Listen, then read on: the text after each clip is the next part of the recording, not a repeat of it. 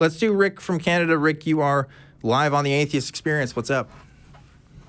Hey, gentlemen. How you doing? Doing good. We got a lot of calls now. We started very open lines, and now we got a lot of people. So what's happening, Rick? Yeah, no, I think the Bible is 100% accurate scientifically. But first, I wanted to say at the start of the show, you guys were talking about prayer over medical advice. Yeah. In Matthew 9:12, Jesus says, "Those who are well do not need a physician, but those who are sick do." No, that's wrong. Jesus People advocate. No. You absolutely, if you're well, should go and get your checkups, because they can head stuff off at the pass. People without symptoms should still see their doctors, because you don't know you have cancer until symptoms come. So that is complete bullshit. You're jumping the point, right? Because you're backtracking now. You're talking about something that's completely irrelevant. Yes, you should get checkups. That's not what he's referring to. My point is that Jesus did, in fact, advocate that people should see doctors, not seek prayer over medical advice. That's why he says... Well, then why did he say you could pray for anything and it could happen? Well, if you read the whole verse and not just take that out, Jesus gives a very specific criteria. He says, "Those who believe in me keep my saying." Okay. Those who love So the people who believe in Jesus can heal people, right? He was also talking specifically to disciples. It's the disciples. So there was a group of people in time who had magic healing powers because they believed in Jesus. Well, the disciples, yes. The disciples, Jesus says, go into the world. So the disciples had magic powers, but every other Christian who's ever claimed to do miracles is a liar.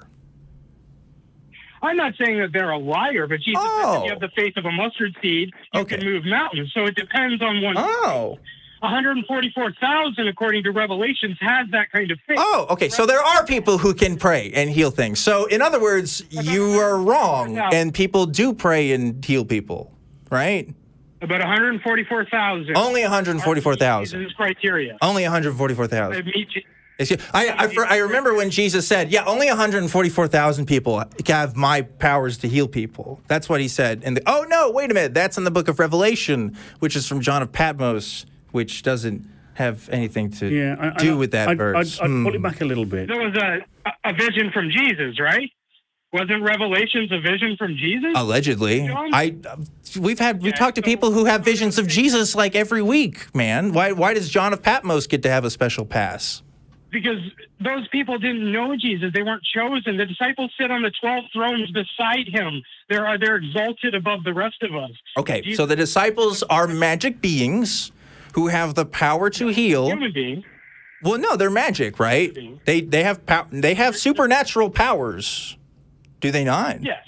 According to Jesus, he gave them supernatural powers. So they have supernatural, aka magic, right? And they can heal people. And unless and even though you can have faith of the mustard seed, and even though you can pray, anybody else that has ever done that and said that they've healed people, they're lying, right? Because they're not part of the 144,000. Or at least we're mistaken. Well, I just want to put this on the record. 44. So we don't know if they're part of the 144,000. First of all, isn't that convenient? We should get an ID system. What do you mean isn't that convenient? Because anybody can say they are or aren't. If it didn't work well, they're not part of the 144,000. That's why. David Koresh, that guy, wasn't part of the 144,000. He wasn't real. That wasn't it. But Bill down the street, I saw him, dude. He got his cancer healed. I suppose that's part of the 144,000. The only rational explanation then is that there are 144,000 people in the world who believe in Jesus and therefore can invoke healing power or invoke God to heal people, and none of them have done it yet, or they just don't know that they have this power. How do you know that? You're making a claim that you have absolutely no evidence. Wait, you're the one saying there's 144,000 people. Through history, the people have, in fact, billions of people through history have claimed to have been healed. So for you to...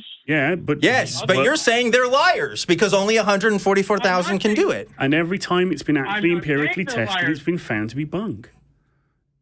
I'm not calling them liars. What I'm pointing out, I'm saying whether they were healed because they believed or whether they weren't is irrelevant. What I'm saying is that you are claiming there is no evidence that they were healed, and you cannot back that claim up. No. This whole thing started because we said you can pray to Jesus and you can be healed. And you said, actually, that's not how it works. Only a select group of people can do that. Right? So if only a select group of people can do that, either the healings that occur allegedly every single Sunday in this country are completely bunk, or people can actually heal. I mean, like that's pretty much the only two options here. Well, you were a Christian, so you know that Jesus gives a criteria about don't stand in the streets, right? They prefer the praises of men. I've been to Pentecostal churches. I don't speak in tongues.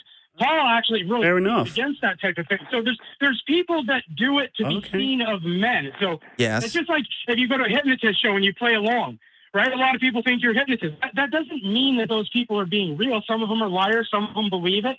Some of them are real. That's all of that. Differentiate. Okay, so the difference here, but the difference here, Rick, is that I just believe that's all of Christianity. You think that's some of Christianity.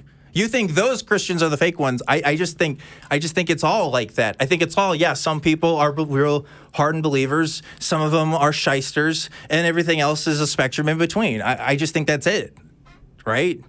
Yeah, but but that's the thing is I call myself a Christian, but I am nowhere near meeting the criteria that Jesus gives, and I can admit that. I can acknowledge that. Faith of a mustard seed. That's all you need. Faith of a mustard seed. I don't even have it. I'm Peter, man. I'm sinking. You know what I'm saying? I don't even have that. Okay, Rick, just a second. Slow down just a second, guy. I want to put forward a scenario. It is anecdotal, but when my grandmother and my grandfather, who were devout Catholics, sat me down in the quiet of their own living room and anointed my eyes with holy water and prayed for them to be healed, should they have done that, or should they not have bothered? Because it didn't work. I mean, I think that personally, I think their intentions were the best for you. I don't think there's any maliciousness in trying to... There was no malice, but it didn't work. So what am I to think? How do you know it didn't work?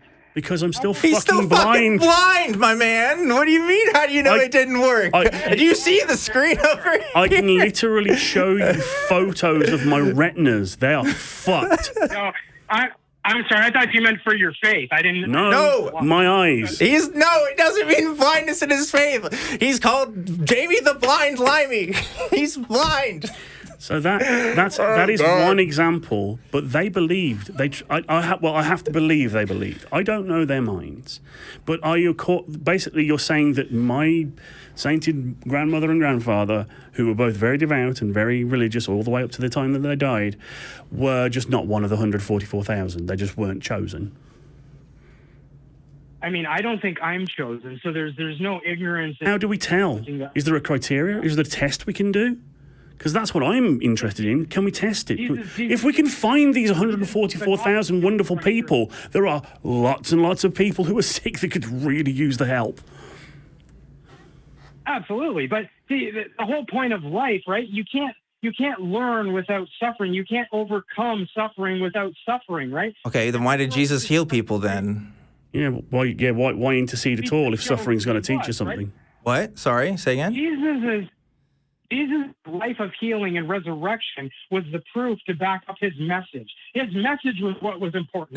No. Jesus shouldn't heal people because life is about suffering. You just said that, right? You can't tell me that suffering. So... Yes, but Jesus came to give hope and give us guidance. Okay, but and he used so why can't other people be healed? I don't get it. What is it wrong for Jesus to heal people or not? No, it's not wrong for anybody to heal people. You guys are the ones that said that the grandparents. Well, then why are more people being healed? Why?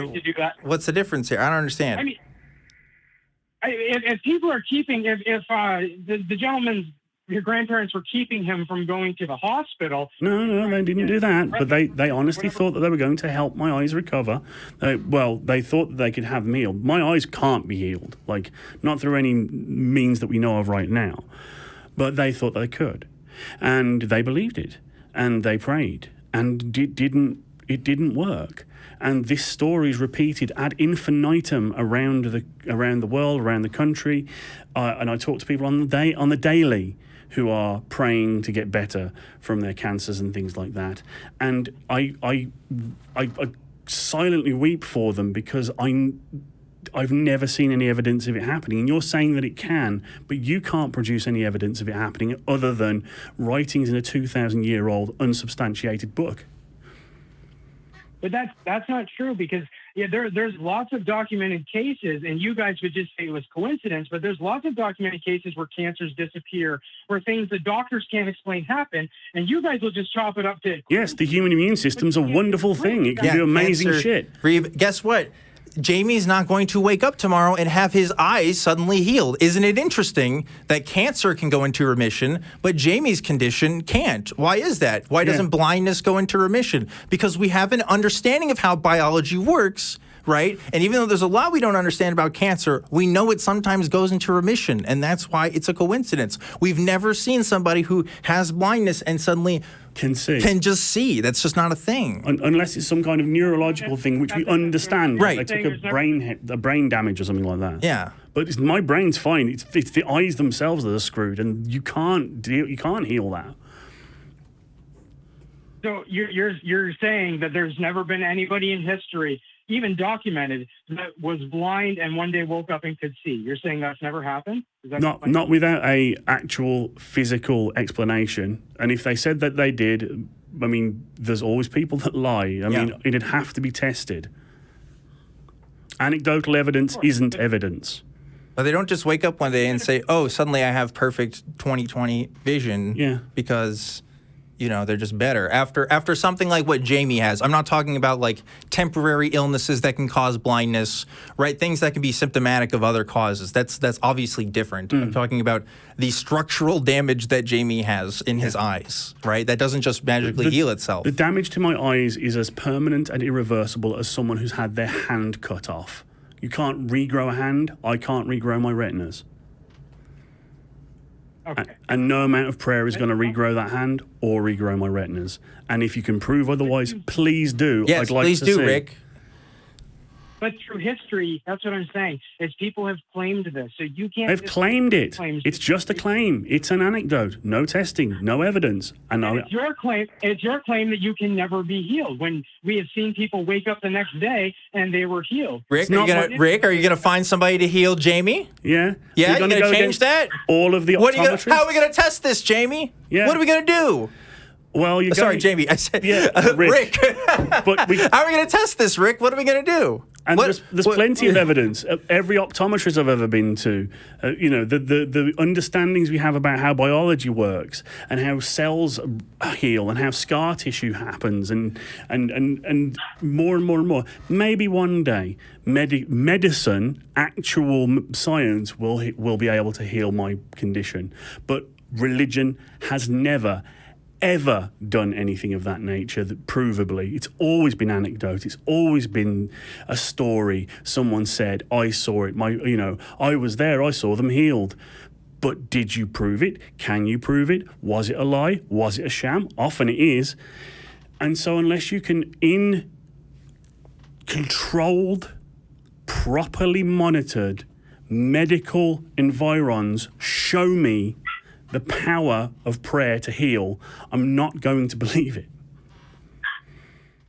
So there, I'll get to that. There were people in Jesus' time that were stories. Lots of people. Those are stories. And there was one woman that, but that's the thing, is that's what you're saying is stories as well. You're claiming that this hasn't. No, I'm citing medical research, evidence, like continuing evidence.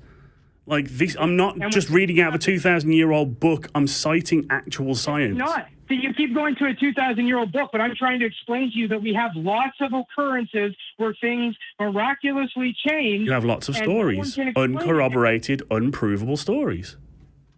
That's what you're saying, but they are provable. These people can see and they were blind. They had tumors and they didn't. These are provable facts. How it happened isn't, but some say they... And that's the point. How it happened is the important bit. Someone spontaneously regaining sight, and but again, tumors, right? Cancer goes into remission. We've already talked about this. Cancer as a specific phenomenon. There are things about it that we do know, and sometimes what we do know is that it goes into remission. We don't know exactly how it happens. That's true, but we have identified it as a consistent phenomenon. Why that's never going to happen to Jamie is because Jamie doesn't have a tumor. Jamie has retinal damage. Do you understand the difference? Like, it's not just a cancer that could go away. The shape of his eyes literally has to be different in a way that's not going to naturally occur. Parts of my eyes grew as scar tissue in the womb. There are parts that were never there.